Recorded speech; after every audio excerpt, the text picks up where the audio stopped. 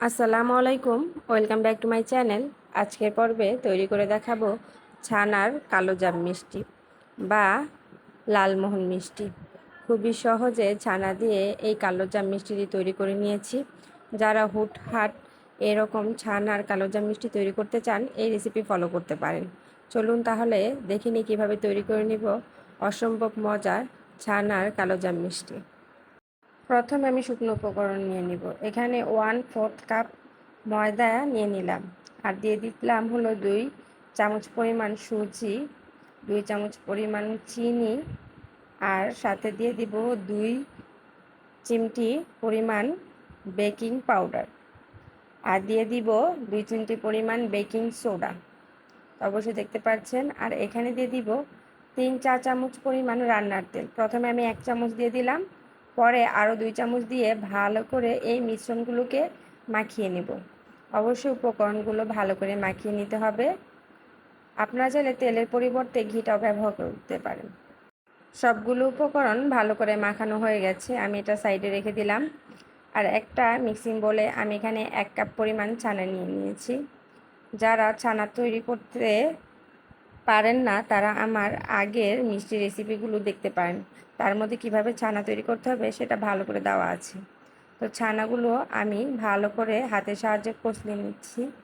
এটা সাদা মিষ্টির মতো একদম মিহি করতে হবে না, তারপরেও ভালো করে মথে নিতে হবে যেন ভিতরে কোনো দানা দানা না থাকে। আর এখানে দিয়ে দিতে হবে 1/4 কাপ গুঁড়ো দুধ। তো আমার ঘরে ছিল না, এজন্য আমি একটু কম দিয়েছি। তো 1/4 কাপ গুঁড়ো দুধ ব্যবহার করলেই এই কালোজাম মিষ্টিটা খুব ভালো হয়। তো এগুলো ভালো করে মাখিয়ে নিচ্ছি গুঁড়ো দুধের সাথে ছানাটা। আর প্রয়োজন হলে আপনারা চাইলে 1 থেকে 2 চামচ 4 চামচ পরিমাণ পানিও এর মধ্যে অ্যাড করতে পারেন। আর এখানে দিয়ে দিলাম হলো শুকনো উপকরণ। তো এগুলো ভালো করে মিশিয়ে নিচ্ছি। আর 2 থেকে 3 চামচ পরিমাণ আমি পানি দিয়ে ভালো করে মথে নেব। এটা কিন্তু সাদা মিষ্টির তুলনায় এই ডোটা একটু নরম হবে। তো এইভাবে ভালো করে মাখিয়ে নিতে হবে। মাখানো হয়ে গেলে আমি রেস্টে রেখে দিব 10 মিনিটের জন্য, যেন সবগুলো উপকরণ অ্যাক্টিভ হয়ে যায়।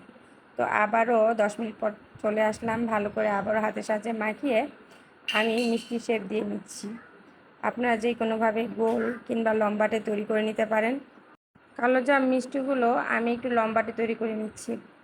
অবশ্যই মিষ্টি তৈরির ক্ষেত্রে যেন ছানার মধ্যে কোনো ফাটল না থাকে সেই দিকে খেয়াল রাখতে হবে। ফাটল থাকলে কিন্তু মিষ্টিগুলো ভাজার সময় ফেটে যেতে পারে। তো এইভাবে আমি সবগুলো মিষ্টি তৈরি করে নিয়েছি। এখন একটা সসপ্যানে আমি দিয়ে দিব 1.5 কাপ পরিমাণ চিনি, আর দিয়ে দিব 2 থেকে 2.5 কাপ পরিমাণ পানি। পানিটা দিয়ে আমি জাল করে নেব। আমি কালোজাম মিষ্টির জন্য এটা শিরা তৈরি করে নিচ্ছি। আর এখানে দিয়ে দিব 2টা এলাচ ফ্লেভারের জন্য। তো এইভাবে জাল করে 2 থেকে 3 বার বলক তুলে আমি এক সাইডে রেখে দেব এই শিরাগুলোকে।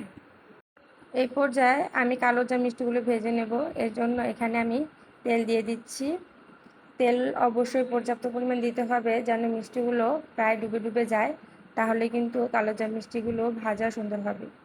তো চুলার উপর তেল দিয়ে, তেল বেশি গরম করা যাবে না, হালকা হালকা বুদবুদ উঠবে তখনই কিন্তু মিষ্টিগুলো সব দিয়ে দিতে হবে। দিয়ে অবশ্যই দেখতে পাচ্ছেন মিষ্টিগুলোতে কিন্তু বুদবুদ উঠছে।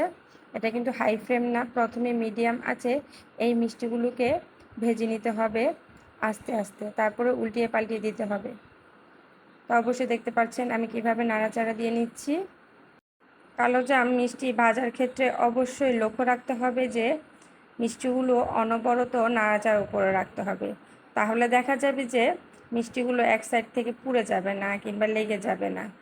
আর যদি ভাজা কিংবা নাড়াচাড়া অফ করেন দেখা যাবে যে এক সাইড থেকে কালার চলে আসবে, আবার অন্য সাইড থেকে একটু সাদাতে থেকে যাবে কিংবা পুড়ে যাবে। তো এই মিষ্টিগুলো ভাজার সময় অনবরত নাড়াচাড়ার উপরে দিয়েই ভেজে নিতে হবে। আমি এই মিষ্টিগুলোকে একটু ডার্ক কালার করে ভেজে নিচ্ছি। আমার থেকে মনে হয়েছে এটাই পারফেক্ট। তো এইভাবে আমি ভেজে নিয়েছি। আপনারা চাইলে আরও ডার্ক কিংবা আরও হালকা কালার করেও ভেজে নিতে পারেন।